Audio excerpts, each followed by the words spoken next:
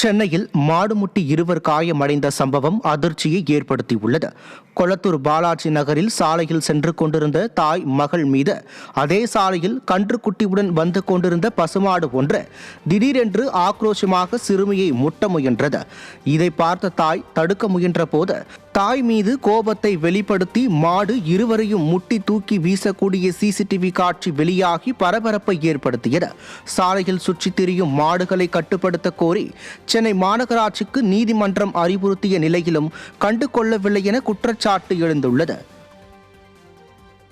கிழக்கு திசை காற்றின் வேக மாறுபாடு காரணமாக தமிழகம் மற்றும் புதுவையில் அடுத்த 2 நாட்களுக்கு வறண்ட வானிலை நிலவக்கூடும் என சென்னை வானிலை ஆய்வு மையம் தெரிவித்துள்ளது. மார்ச் 17 வரை தமிழகத்தில் ஓரிரு இடங்களில் அதிகபட்ச வெப்பநிலை படிப்படியாக 2 டிகிரி செல்சியஸ் உயரக்கூடும் என தெரிவித்துள்ளது. மார்ச் 19 வரை அதிகபட்ச வெப்பநிலை இயல்பை விட 2 இருந்து 3 டிகிரி செல்சியஸ் அதிகமாக இருக்கக்கூடும் என தெரிவித்துள்ளது. மார்ச் 17ஆம் தேதி தென் தமிழகம் மற்றும் டெல்டா மாவட்டங்களில் ஓரிரு இடங்களில் லேசானது முதல் மிதமான மழைக்கு வாய்ப்புள்ளது.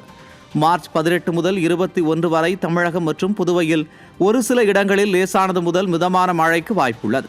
சென்னை மற்றும் புறநகர் பகுதிகளில் மார்ச் 16 வரை வானம் ஓரளவு மேகமூட்டத்துடன் காணப்படும். அதிகபட்ச வெப்பநிலை 34 இருந்து 35 டிகிரி செல்சியஸ் இருக்கக்கூடும் என வானிலை ஆய்வு மையம் தெரிவித்துள்ளது.